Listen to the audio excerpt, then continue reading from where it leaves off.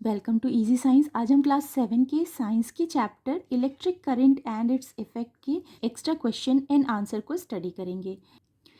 Question number 1, state the effects of electricity. Electricity के effects क्या क्या होते हैं। हमने चैप्टर में पढ़ा है कि दो इफेक्ट होते हैं, एक होता है हीटिंग इफेक्ट और दूसरा होता है मैग्नेटिक इफेक्ट। जब भी इलेक्ट्रिक करंट फ्लो होता है तो वो हीट जनरेट करता है और अपनी सराउंडिंग में मैग्नेटिक इफेक्ट जनरेट करता है। तो आंसर में हम लिखेंगे the effects of electricity are number 1 heating effect and number 2 is magnetic effect. Question number 2, Why is an electric fuse required in all electrical appliances? हर एक इलेक्ट्रिकल अप्लाइंसेस में electric fuse की ज़रूरत क्यों पड़ती है, ये इतना इम्पॉर्टेंट क्यों है। तो इसका आंसर हम लिखेंगे we required fuse in all electrical appliances to protect from damage by excess current. जब भी एक्सेस करंट फ्लो होता है तो फ्यूज़ क्या करता है, सर्किट को वहीं पे ब्लॉक कर देता है। तो सेफ्टी के पर्पज़ से फ्यूज़ की ज़रूरत होती है। फ्यूज़ हर एक इलेक्ट्रिकल अप्लायंसेस में लगाया जाता है। Question number 3, give the name any two electrical appliances in which electromagnet are use.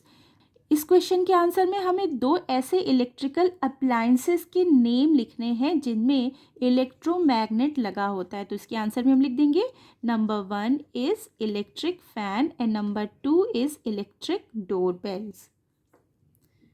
Now question number 4, name any two devices that work on the basis of magnetic effects of current.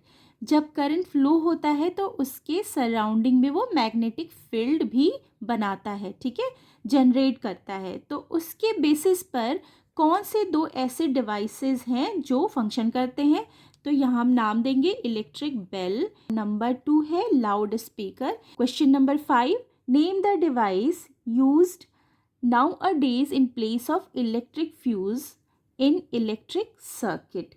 Electric fuse की जगह आजकल electric circuit में कौन सा device use होने लगा है। तो यहाँ हम नाम देंगे MCB, क्योंकि अब फ्यूज़ की जगह MCB लगता है जिसका फुल फॉर्म है miniature circuit breaker. Question number 6, name the mark for which we should look at an electrical appliances before buying. जब भी हम कोई इलेक्ट्रिकल अप्लायंस खरीदते हैं तो हम कौन सा मार्क ज़रूर देखते हैं कि उस अप्लायंस पे वो मार्क है या नहीं। तो वो मार्क होता है ISI मार्क, क्योंकि ISI मार्क वाला जो अप्लायंस होता है वो ज़्यादा सेफ होता है, इसलिए बाय करने से पहले हमें ये मार्क ज़रूर देख लेना चाहिए। Question number 7, name some electric appliances where electric currents heating effect is used। ऐसे कुछ अप्लायंसेस के नेम देने हैं जहाँ पे इलेक्ट्रिक करंट के जो हीटिंग इफेक्ट है उसको यूज़ किया जाता है, उसके बेसिस पर वो अप्लायंसेस बने हुए हैं। तो इसके आंसर में लिखेंगे electric heater, microwave, geyser etcetera. ये ऐसे अप्लायंसेस हैं जो करंट फ्लो होने पे हीट होते हैं, गर्म होते हैं। Question number 8, name the scientist who discovered the magnetic effect of electric current. उस साइंटिस्ट का नाम देना है जिन्होंने ये डिस्कवर किया था कि जब करंट फ्लो होता है तो क्या करता है, वो मैग्नेटिक इफेक्ट को जनरेट करता है। तो यहाँ हम नाम लिखेंगे उस साइंटिस्ट का, हैंस क्रिश्चियन ओर्स्टेड, जिन्होंने डिस्कवर किया था कि जब करंट फ्लो होता है तो अपने सराउंडिंग में मैग्नेटिक फील्ड जनरेट करता है। Question number 9, state whether the bulb glows when the circuit is open. जब सर्किट ओपन होगा तो क्या बल्ब ग्लो करेगा। तो यहाँ आंसर में लिखेंगे नो। रीज़न है कि जब सर्किट ओपन होगा वो सर्किट कंप्लीट नहीं होगा और एक जगह पर वो ब्लॉक होगा जिससे कि करंट फ्लो नहीं हो रहा होगा, क्योंकि करंट हमेशा क्लोज सर्किट में फ्लो होता है और जब करंट फ्लो नहीं होगा, बल्ब को जब करंट नहीं मिलेगा तो वो ग्लो नहीं करेगा, ठीक है। तो आंसर में लिख देंगे the bulb does not glow, the bulb glows when the circuit is closed. Question number 10, explain how a battery can be constructed. एक बैटरी को कैसे बनाया जा सकता है उससे हम एक्सप्लेन करेंगे। Battery is a combination of two और मोर सेल्स ठीक है, and it is constructed by placing cells properly in such a way that the positive terminal of one cell is connected to the negative terminal of other cell. Battery क्या है? ये दो या दो से ज़्यादा सेल का कॉम्बिनेशन है, और इनको कैसे एक दूसरे से कनेक्ट किया जाता है? एक सेल का पॉजिटिव टर्मिनल दूसरे सेल के नेगेटिव टर्मिनल के साथ कनेक्टेड रहता है। इस तरीके से हम सेल का अरेंजमेंट करते हैं बैटरी बनाने में। Question 11, distinguish between open and closed circuit. यहाँ पे हम ओपन सर्किट और क्लोज सर्किट के बीच में डिफरेंस को बताएंगे।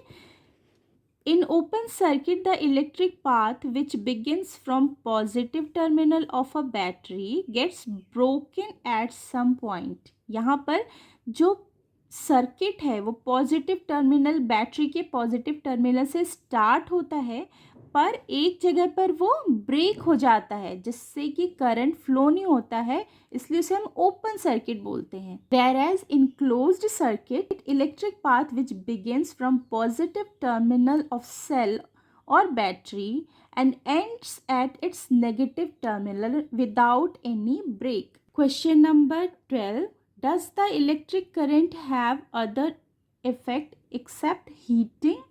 इसके आंसर में लिखेंगे yes, electric current have other effect except heating, क्योंकि इलेक्ट्रिक करंट में जब वो फ्लो होता है तो हीट तो करता ही है, साथ में और क्या करता है? मैग्नेटिक इफेक्ट जनरेट करता है। ठीक है, that is magnetic effect. When current is passed through the coil, a magnetic field develops around the coil, and if magnetic compass is placed nearby the needle, will deflect. अगर magnetic field के पास हम compass को ले जाते हैं तो उसकी needle deflect होती है, क्योंकि करंट मैग्नेटिक फील्ड जनरेट कर रहा है। Electromagnets are better than permanent magnets, why? Electromagnet जो होते हैं वो नेचुरल मैग्नेट, जिनको हम परमानेंट मैग्नेट कहते हैं, उनसे क्यों अच्छे होते हैं? इलेक्ट्रोमैग्नेट हम कंट्रोल कर सकते हैं, उनको अपने अकॉर्डिंग उनके मैग्नेटिज्म को हम ऑन या ऑफ कर सकते हैं। ठीक है, बट जो परमानेंट मैग्नेट होते हैं, जो नेचुरल मैग्नेट होते हैं, उनको हम उनके मैग्नेटिक इफेक्ट को कंट्रोल नहीं कर सकते, इसलिए इलेक्ट्रोमैग्नेट्स ज़्यादा अच्छे होते हैं, यूज़फुल होते हैं। तो आंसर में हम लिखेंगे an electromagnet can be switched off और switched on as desired, but in permanent magnet this is not possible. That is why electromagnets are better than permanent magnets. Last question is, if cells are placed side by side, then how are the terminals of the cells connected? अगर sell side by side रखे हैं, उनको लगाया जा रहा है side by side, तो उनके टर्मिनल्स को कैसे कनेक्ट करना है? उनके टर्मिनल को ऐसे कनेक्ट करना है कि एक सेल का पॉजिटिव टर्मिनल दूसरे सेल के नेगेटिव टर्मिनल के साथ कनेक्टेड रहे, दूसरे सेल का पॉजिटिव टर्मिनल तीसरे सेल के नेगेटिव टर्मिनल के साथ कनेक्टेड रहे।